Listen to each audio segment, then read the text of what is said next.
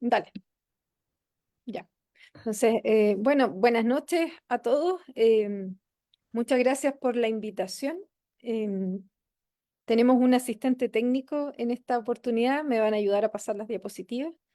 Así que em, muchas gracias ahí a- al Uruguay que nos está prestando apoyo. ¿Ya? Bueno, parte de esta charla, cuando me invitaron, dije, bueno, el público es amplio, ¿ya? La idea es acercar también un poquito a la biotecnología y quise partir un poco por establecer un poco el problema por el cual estamos pasando hoy en día en cuanto al agua, ¿ya? Esa primera diapositiva dice una cifra que es igual impactante si uno lo piensa. Más de 600 millones de personas en el mundo viven sin un acceso al agua limpia, ¿ya? Esta es una situación crítica que no hay que dejar pasar. Hay muchas personas entonces que no tienen un agua segura para beber. La siguiente, por favor. Si yo les preguntara a ustedes si pudiéramos o tuvieran que decidir qué agua beberían, pensando solamente que hay tantas personas, tantos millones de personas en el mundo que no tienen ni siquiera el poder de decisión. Yo creo que muchos de los que están conectados en este momento dirían claramente que el vaso que se ve transparente, que se ve un agua limpia, ¿cierto? Sin embargo, hay muchas personas que no tienen opción, como les digo, y están bebiendo agua en muy mala calidad, ¿ya? Y la idea natural que nos surge a nosotros, que tenemos relativamente buenos sistemas de saneamiento del agua potable, es que vamos a beber el agua que se ve transparente, ¿ya? Pero no necesariamente es así. Uno podría equivocarse y el agua que se ve relativamente turbia no necesariamente es un agua mala, no necesariamente es un agua contaminada. La siguiente. Hay distintas definiciones de lo que se conoce por contaminación, ¿ya? La idea no es que lo lean ni nada por el estilo, ¿ya? Pero las Naciones Unidas y la Organización Mundial de la Salud han establecido algunos lineamientos para entender lo que es la contaminación del agua, la contaminación en general, ¿ya? Para el caso del agua, las Naciones Unidas establecen que el agua va a estar contaminada cuando se ve alterada su composición o estado, directa o indirectamente, como consecuencia de la actividad humana. Eso lo quiero destacar. De tal modo que quede menos apta para uno o todos los usos a los cuales les damos destino a esa agua, ¿ya? Eh, en cambio, la Organización Mundial de la Salud tiene otra definición que es un poco más actual y nos dice que debe considerarse un agua contaminada cuando su composición o su estado están alterados de tal manera que ya no tienen las condiciones para utilizarse para los usos que se hubiera dado esa agua en su condición natural. ¿Ya? Entonces, no sé, no te alcancé a preguntar, Karin, si podemos interactuar o si pueden abrir los micrófonos las personas que están Sí, asistiendo. disculpa, me olvidé. Sí, si quieren ir haciendo preguntas ahora es mucho mejor que dejarlas para el final. Sí. Ya, no hay problema en eso y con que hagan preguntas. Y yo les quería preguntar, po, que si notan alguna diferencia entre estas dos definiciones. Una es de los años 60, la otra es mucho más cercana en el tiempo, es de los 90. Si alguien quiere compartir su opinión o si alcanzan a ver la diferencia.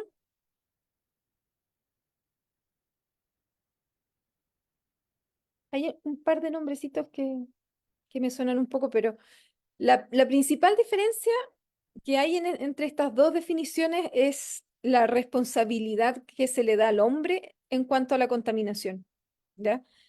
Eh, para las Naciones Unidas, en las primeras definiciones de contaminación, ¿ya? Se establecía que era el hombre el responsable, ¿ya? Y eso no es necesariamente así, ¿ya? La siguiente, por favor. En Chile, de hecho, tenemos en el norte de Chile un escenario natural súper bonito, muy lindo, que se llama Laguna Roja, que está en Iquique. Y de la foto que se ve muy, hasta artística, ¿cierto? La foto de esta laguna que tenemos en el norte. eh, uno podría decir, ah, qué natural, qué lindo, pero yo les puedo contar que esa agua está llena de metales pesados, tiene un pH sumamente ácido, ¿ya? Tiene condiciones que no son apropiadas para su uso por el hombre. Ni siquiera son condiciones que le permitan ser utilizadas en riego, ¿ya? En riego, incluso para huertos pequeños, ¿ya? Por lo tanto, ahí hay una diferencia importante. La contaminación eventualmente también puede venir de la naturaleza o puede darse de manera natural, sin necesariamente una intervención humana, ¿ya? Solo que los usos que le podemos dar a esta agua que tiene, no son, digamos, los óptimos o los ideales para todos nosotros. Este sistema naturalmente tiene esas condiciones, ¿ya? Siguiente, por favor. Pero hay otro lado que no es tan amable, que es cuando la contaminación viene del lado de las personas, ¿ya? Sale, mi amor. Esta imagen es tomada del Golfo de México, ¿ya? Lo que muestra es cómo confluyen los distintos cuencas hidrológicas de Norteamérica, ¿ya? Y cómo a través de esas cuencas llegan los nutrientes a el Golfo de México. Al llegar ese exceso de contaminantes, ese exceso de materia orgánica, las costas del Golfo de México están sufriendo una baja de oxígeno, lo cual acarrea que muera vegetación, que muera vida, ¿ya? Que mueran seres vivos en esa zona, ¿ya? Y se conocen así, literalmente así, como zonas muertas, ¿ya? Siguiente. No es la única, la del Golfo de México. Todos los puntos rojos que ustedes ven en el mapa son zonas muertas que están alrededor del mundo. En Chile tenemos una. En Sudamérica tenemos varias, muchas cercanas a Brasil, también en Perú hay algunas zonas muertas, ¿ya? Por lo tanto, no es exclusivo del hemisferio norte. Sí hay bastantes de estas zonas muertas en el hemisferio norte, cercano a las grandes ciudades. Siguiente. Y volviendo un poco a Chile, ya que esto nuevamente no es extensivo a muchos países de Latinoamérica. Este es el lago Yanquihue. Nosotros desde hace un tiempo atrás estamos viviendo pics de contaminación incluso en los lagos, ¿ya? El lago Yanquihue es un lago que es de un atractivo turístico importante. Mucha gente va de vacaciones al lago Yanquihue y cuando aumenta mucho la población, la descarga de desechos al lago aumenta como se ve acá en la imagen. Siguiente. Entonces, gran parte de la solución para evitar esto es tener óptimas plantas de tratamiento de aguas servidas. Ese acrónimo que aparece arriba significa planta de tratamiento de aguas servidas, ¿ya? Esta también es una imagen de Chile en comparación a la escala que tienen plantas de tratamiento, por ejemplo, de Brasil o de otros países de la región. Es relativamente pequeña, pero da un muy buen abasto a la región metropolitana que alberga la capital del país, ¿ya? Entonces la solución, en parte, la solución es tratar el agua antes de eliminarla al ambiente. La siguiente. Las plantas de tratamiento tienen una estructura y una línea de funcionamiento. Como ven arriba de esta línea punteada, la parte de arriba tiene que ver con la línea de tratamiento de agua y abajo con los desechos, con los lodos, ¿ya? Hay la línea de tratamiento primario, secundario y terciario. Y la gracia de esta línea de tratamiento de agua es recuperar la calidad de agua para poder devolver a los ambientes naturales. Y un desecho entre comillas, de esta línea de tratamiento de agua es la generación de lodos, ¿ya? Hoy en día los lodos, que son la materia orgánica que precipita en esta línea de tratamiento, se pueden usar para la generación de energía, se pueden usar para mejorar el suelo, ¿ya? Pero en definitiva, gracias a las plantas de tratamiento de agua potable, de aguas residuales, nosotros evitamos devolver a la naturaleza aquello que nos entregó limpio, lo evitamos de devolver sucio, ¿ya? Siguiente. ¿Por qué remediar el agua entonces? ¿Por qué limpiarla? Siguiente. idea que surge naturalmente es porque tenemos que proteger nuestros ambientes naturales, que este circulito verde que se ve arriba, ¿ya? Además de proteger los cuerpos de agua, el tratamiento de aguas residuales permite proteger el suelo, ¿ya? Cuando el agua está contaminada en todo ese camino, como veíamos en la imagen del Golfo de México, en todo ese camino el agua fue filtrando contaminantes al suelo y a las napas subterráneas, ¿ya? Entonces, no solo importa el agua, también importa el suelo. Parte también de la tratamiento de agua genera energía, se reducen los desechos, podemos reciclar esa agua y finalmente, y es un punto no menor, contribuimos a la seguridad de la salud pública. Siguiente, por favor. Eh, Hay muchas personas actualmente que están corriendo riesgo de vivir en zonas por sequía. Siguiente, 1.500 millones de personas en el mundo. Y esto no va a ser más que aumentar. Esta es una excelente página web, chicos, que les recomiendo que puedan visitar para ver estadísticas acerca de nuestro planeta, de nuestra, digamos, civilización. Esta página ofrece información estadística muy actualizada, ¿ya? Y en esta imagen lo que nos muestra es el crecimiento exponencial, perdón, que ha vivido nuestra población, ¿ya?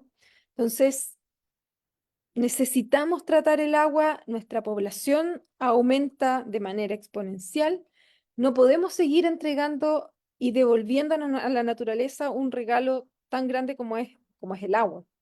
Siguiente. ¿Cómo remediamos el agua? Hay muchísimas técnicas y quisiera que se llevaran también esta idea en mente. Eh, Uno podría hacer un curso completo de cuáles son las mejores técnicas de remediación de agua, incluso podría hacerlo por país, por región, por tipo de agua. El mensaje es que tecnología sobra. Hay mucho avance tecnológico en cómo tratamos el agua, ¿ya? Sin embargo, hay factores relevantes, depende mucho del contaminante, de las condiciones locales, ¿ya? Y sobre todo, un punto súper importante es el costo y su eficiencia. Siguiente, por favor.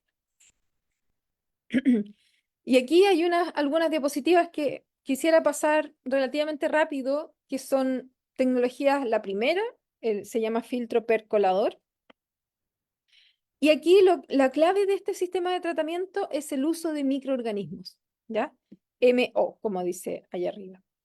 Usando, por ejemplo, roca triturada, plásticos triturados, grava, que prácticamente en toda Sudamérica hay grava.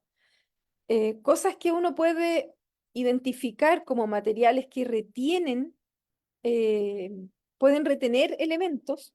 Uno puede diseñar filtros con ese material, ¿ya? Y hacer pasar el agua residual a través de estos filtros desde arriba, ¿ya? Y a través de un sistema de aspersión, estos, esta, este, ma- este soporte va albergando la vida de los microorganismos de la misma agua residual, ¿ya? Y ellos se van pegando en este sistema de filtración y van limpiando el agua. Y por acá abajo se ve una línea celeste, se va retirando el agua de este sistema, el agua un poco más limpia, ¿ya? Siguiente. También podrían encontrar lo que se conocen como lagunas de estabilización, que son altamente eficientes, pueden remover hasta un 75% de la demanda bioquímica de oxígeno que se asocia a la materia orgánica. Y, y si se fijan, la diferencia es la profundidad que tienen estas lagunas. Yo creo que muchas veces las han visto camino de la carretera, ¿ya? Hay algunas lagunas que son más profundas, de profundidad intermedia, hasta 2,5 metros, y otras lagunas que no superan el metro de profundidad. ¿Cuál es el secreto? ¿Cuál es la clave? Hacemos entrar el agua por el lado izquierdo de la diapositiva, hay una entrada de agua y empieza a precipitar la materia orgánica que está en estas aguas residuales y se empieza a formar un lodo. Ese lodo está repleto de microorganismos. Nuevamente los microorganismos comienzan dentro del lodo a degradar la materia orgánica. Obviamente, dentro de este lodo, que está bien abajo en la columna de agua, hasta 5 metros bajo la columna de agua, va a desarrollarse un proceso de degradación sin oxígeno. Y cuando termina este tratamiento, el agua más limpia sale por la superficie, los sólidos precipitan y nos vamos a la línea de descarga. Y pasamos a la siguiente piscina, a la segunda que dice acá que es facultativa. En esta segunda piscina, el oxígeno se va a mezclar mejor. Y ahora, desde la segunda a la tercera piscina, como hay más oxígeno, empiezan a trabajar otros microorganismos que pueden vivir en oxígeno, con presencia de oxígeno, y ellos comienzan a hacer el tratamiento. ¿Ya? Entonces, si se fijan acá, hay una primera parte que es anaeróbica, donde están las bacterias están en el lodo principalmente, y después están en suspensión y trabajan más aquellas bacterias que son capaces de vivir en presencia de oxígeno. ¿Ya? Entonces, nuevamente, ¿cuál es la clave? Van apareciendo siempre los microorganismos. Siguiente. Y uno, si quiere, puede optimizarlo y hacer inyección de aire, por ejemplo. Aquí se ven unas turbinas que van moviendo el aire en la superficie y eso va a favorecer el metabolismo de las bacterias. ¿Ya? Siguiente. Si queremos hacerlo un poco más natural, digamos, se pueden incorporar plantas en este sistema. Están muy en boga los sistemas de humedales artificiales, ¿ya? Que permiten favorecer aún más este tratamiento de agua. Si se fijan acá, tenemos las plantas creciendo en este humedal.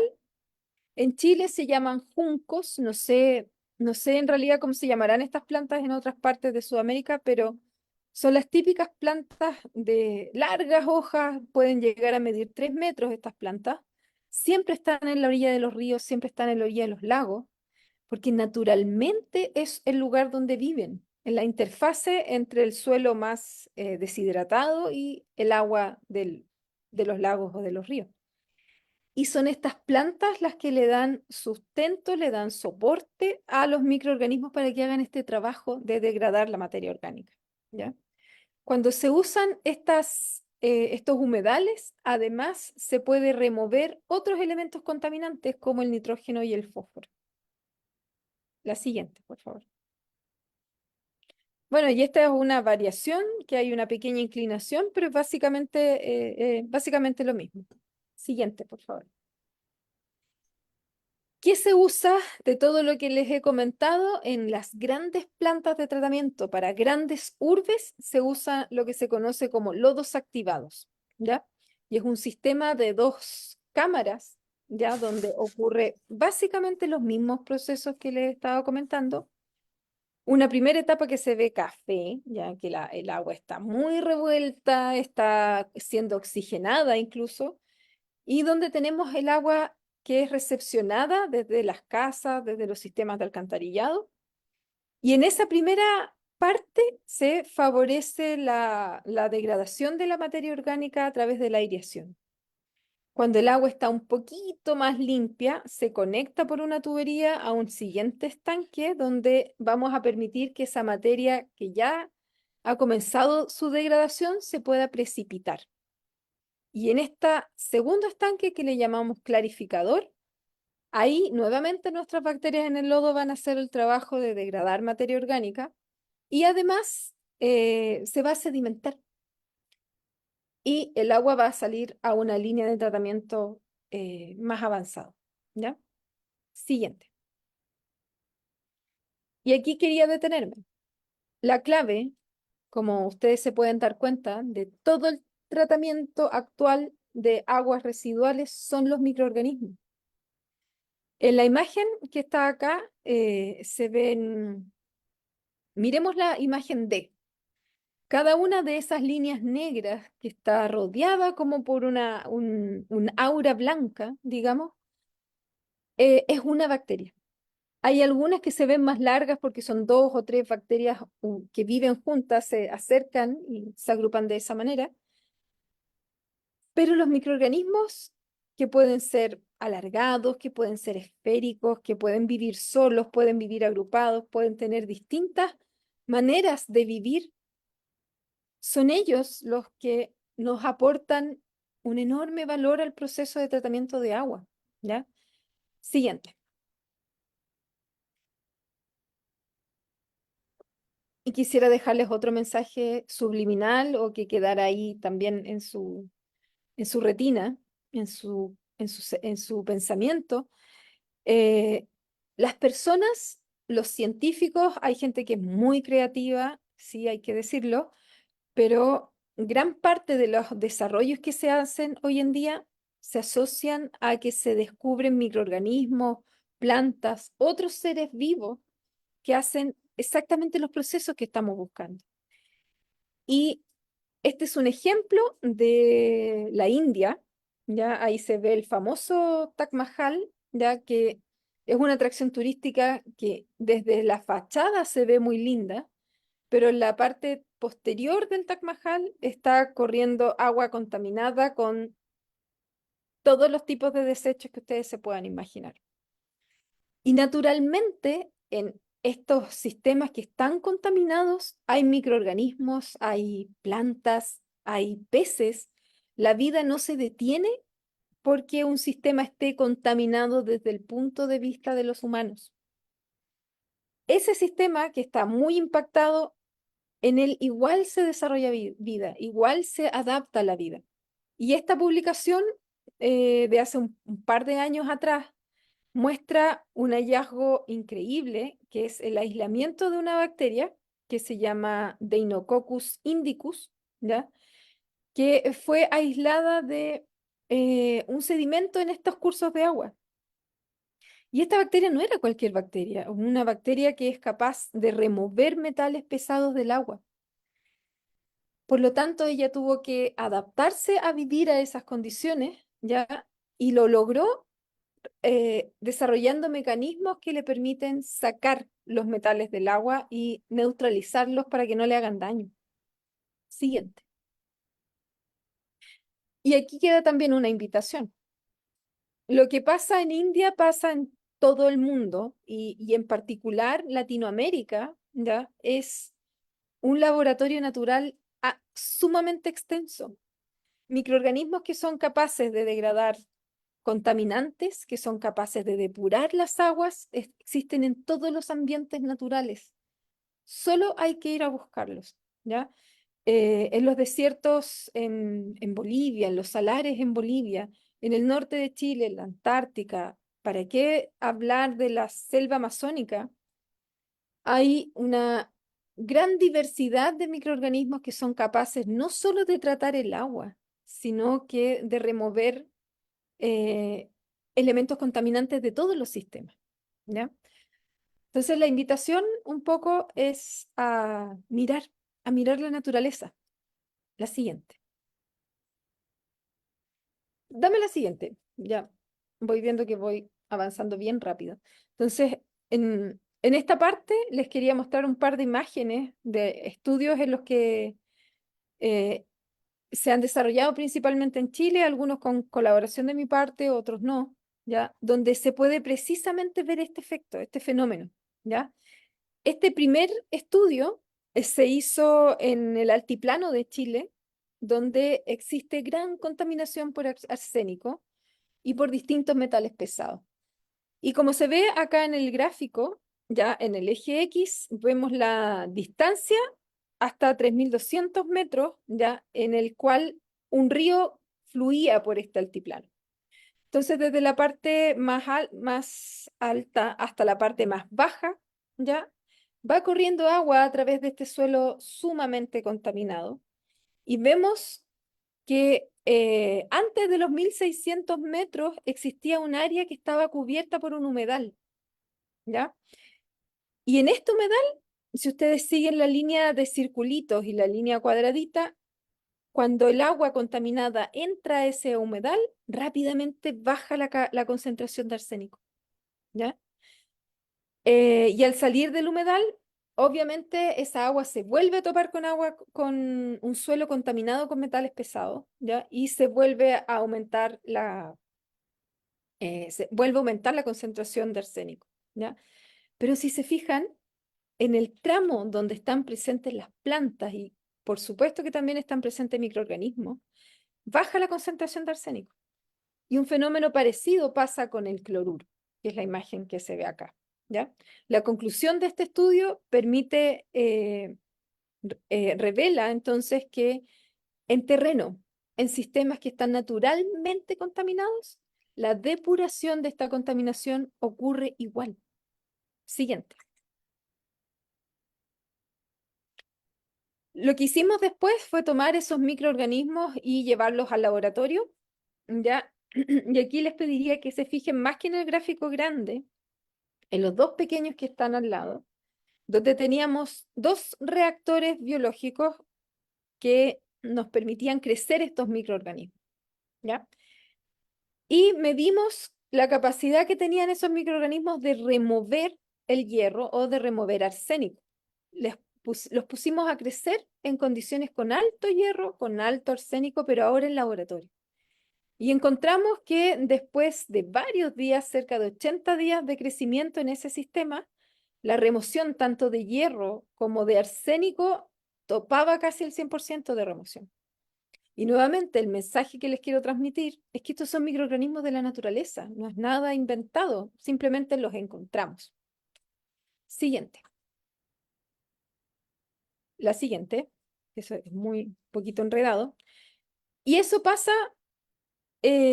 con el hierro, pasa con prácticamente cualquier elemento que ustedes puedan considerar como contaminante en el agua, ¿ya? Hace también algunos años atrás se identificó otro microorganismo que se ve acá, que se llama Acidimicrobiceae, eh, SPA6, ¿ya?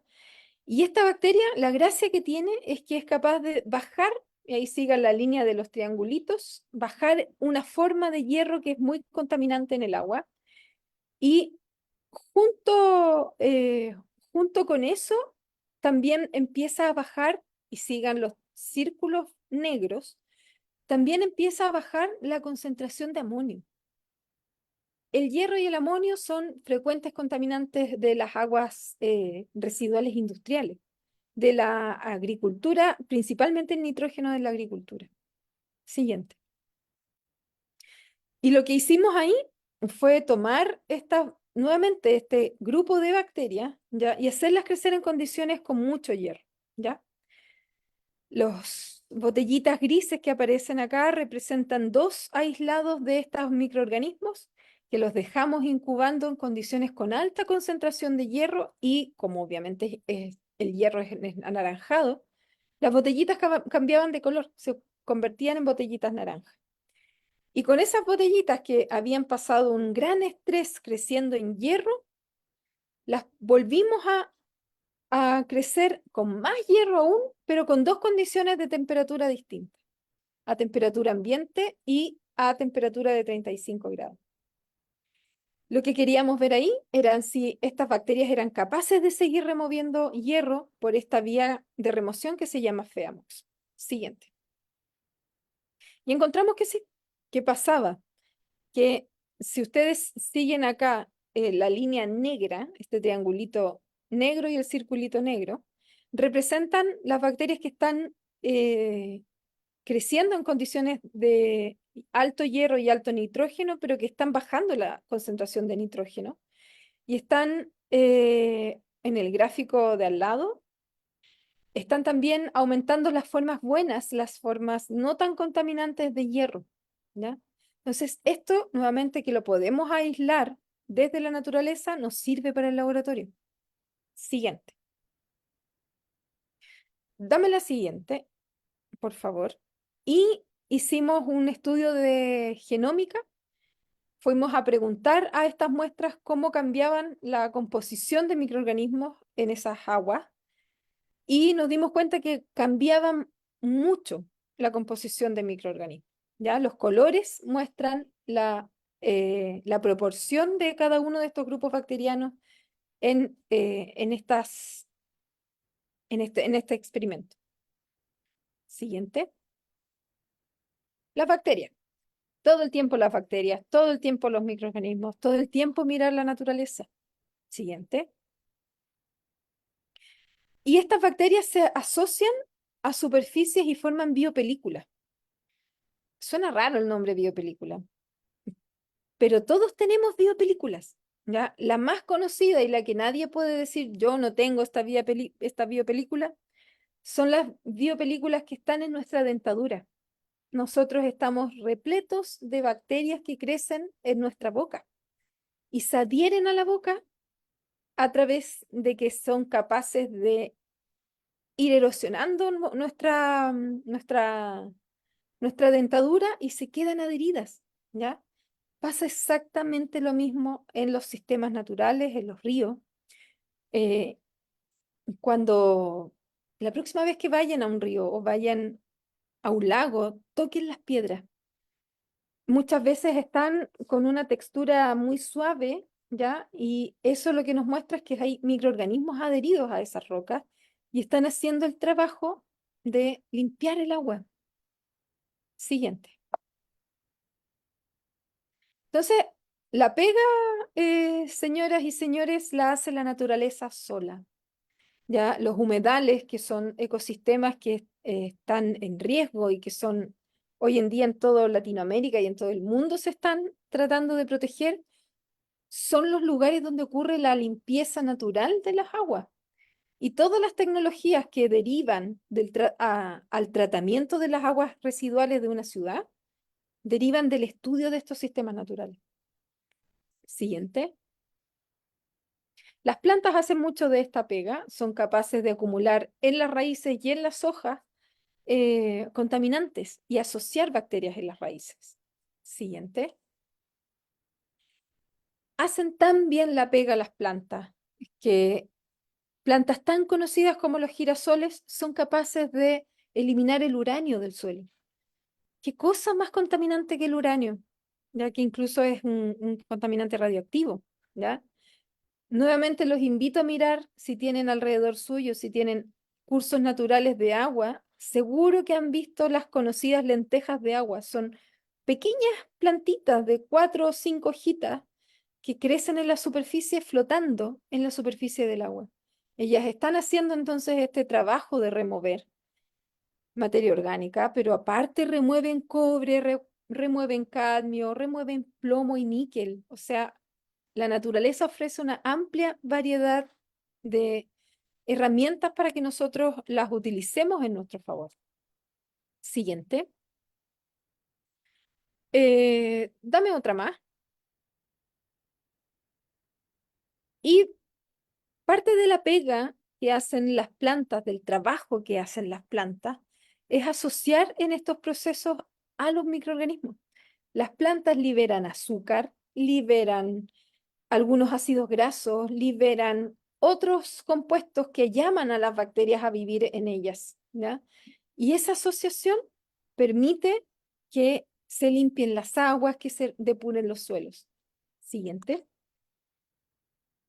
Y observando eso, es que nosotros hemos inventado cosas como un simple estanque, un simple tarro, ¿ya? De 50 litros, de 100 litros, utilizando las mismas capas que se observan en los humedales, de arena más gruesa, de grava, y a través de eso, de esa capa de filtración, se agrega arriba el agua contaminada y abajo se recolecta el agua ya filtrada. Entonces, perfectamente podrían armar un sistema de tratamiento de agua con estas condiciones. Siguiente. Les dejo un link ahí por si lo quieren mirar. Estoy un poquito en el tiempo. Siguiente. Y otra cosa que les quería mostrar, también otro mensaje que puede salir un poquito rápido, es que tenemos agua residual que la estamos perdiendo. Las aguas grises, que son, siguiente, que son todas las aguas que vienen de la lavadora, del lavavajillas, de la ducha, del lavaplato, son las conocidas aguas grises. Esas aguas no tienen una carga orgánica, no tienen una carga de contaminantes muy alta y se puede utilizar sin problema con un tratamiento sencillo para regar cultivo, se pueden reutilizar fácilmente. Siguiente. Y usamos harta nanotecnología para hacer eso. Usamos fibras de compuestos nanotecnológicos para filtrar el agua gris. Siguiente. Desarrollamos un filtro que, junto con el equipo de investigación de la universidad y de la Universidad Católica, instalamos estos sistemas de filtración en escuelas. ¿Ya? Ahí hay varias escuelas una de las regiones de Chile que está con alta sequía, que es la región de Coquimbo, y también estamos instalando acá en Santiago. Pero al hacerlo en los colegios, le entregamos a los estudiantes tanto el conocimiento como las estrategias para que ellos puedan tratar su agua y ocuparla en un proyecto de un huerto, en un proyecto de regar un área verde que les interese desarrollar. Siguiente. Hemos tratado más de 8.000 litros a la semana, ¿ya? Con estos sistemas sencillos de filtración. Eh, y en Chile al menos existe una ley que nos ayuda a regular el uso de estas aguas grises. ¿Ya? Siguiente. Participan los estudiantes, más de 3.000 personas han estado involucradas en estos proyectos. Y siguiente. La idea entonces de contarles esta última parte con las aguas grises quizás fue un poco rápido, pero la idea es transmitirles que es cierto, existen tecnologías que son muy buenas, que son avanzadas, pero el secreto es uno, el secreto son los microorganismos. Y por otro lado, no sacamos nada con desarrollar tecnologías costosas, tecnologías de la NASA, si finalmente no la va a poder ocupar esa tecnología la gente común en sus casas, ¿ya? Así que una invitación, claro, pueden encontrar mucha, mucha tecnología, pero hoy en día tenemos el desafío de hacer que esa tecnología llegue de manera directa, simple y barata a las personas. Y herramientas hay. Necesitamos menos gente que vea los problemas y más gente que piense en soluciones y ojalá soluciones sencillas para las personas. Eso, con eso quería terminar. Muchas gracias. Gracias, Jennifer. ¿Hay preguntas? Tony, que encendiste la cámara, ¿alguna pregunta? Hola, sí, tengo una pregunta. Muchas gracias por esta Ajá. plática. Mi pregunta era, ¿a dónde van estos elementos, como hablaste del, del, del cobre, por ejemplo, ¿no? Como estos metales que pueden absorber las plantas, pero una vez estos mueren, ¿a dónde se van estos elementos? Claro, lo que se hace o lo que pasa, digamos, en la naturaleza es que las plantas los convierten en formas que no son, en formas químicas que no son tan dañinas para los ecosistemas, ¿ya? Cuando nosotros sacamos los minerales de la tierra a través de la actividad minera, ¿ya? Los convertimos en una forma química que esa forma química es contaminante. No es que el cobre sea malo porque es cobre, es porque la forma química en la que nosotros lo utilizamos tiene mucho impacto en la naturaleza. Pero las Ah, plantas y los microorganismos lo convierten en una forma que es amigable para la naturaleza. Entonces, queda ahí, queda en la naturaleza, pero en la forma amigable, digamos. ok, pues, Y lo que se hace quizás en escala más industrial, ¿ya?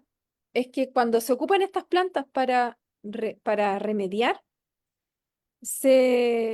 imagínate que se cortan en pedazos pequeñitos y se extrae de nuevo el cobre, o se vuelve a extraer el mineral, y ese se puede recuperar en otro proceso, y las plantas, los desechos de planta, es materia orgánica que se puede usar para abonar un suelo, ¿ya? ujú. Entonces, la naturaleza lo aprovecha solo y nosotros lo aprovechamos para nuestra economía. Bueno, muchas gracias. Ok.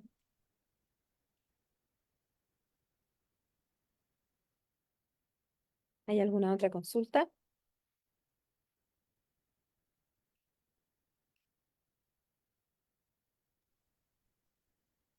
No, parece que Y no. Kisberlin. Kisberlin, Sí, quería ver, como comentas, de que estas tecnologías podían estar o ser accesibles para la gente común, digamos.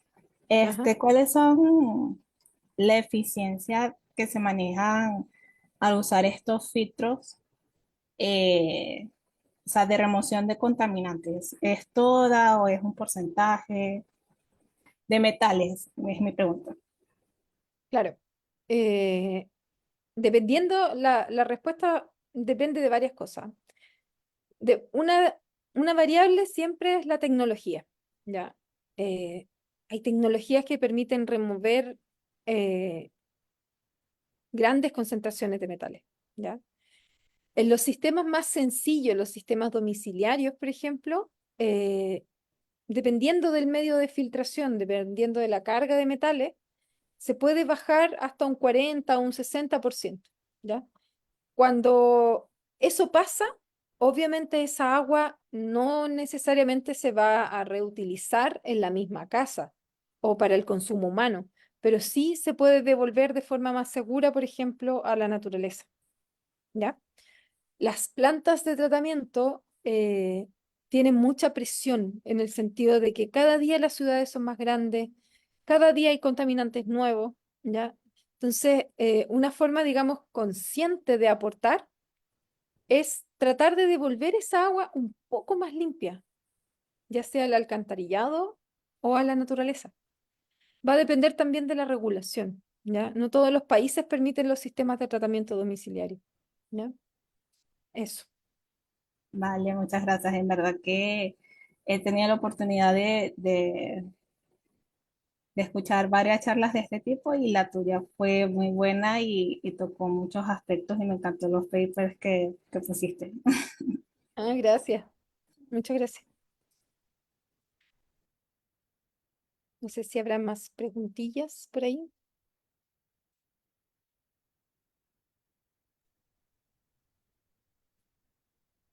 Pareciera que no.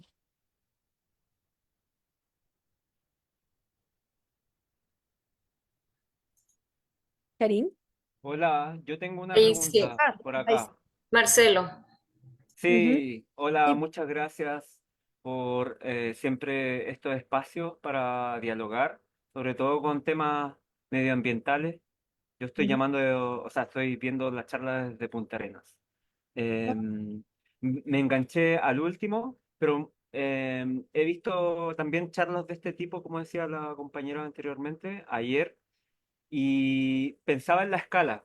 ¿A qué escala trabajan ustedes en particular? Digo, volumen de agua y más menos como inversión asociada a este tipo de tratamiento que ustedes hacen. Eso. ok. Mira, principalmente las dos cosas que estamos trabajando es en remover nitrógeno y hierro, ¿ya? Y eso, la escala, hoy en día está a nivel de laboratorio, ¿ya?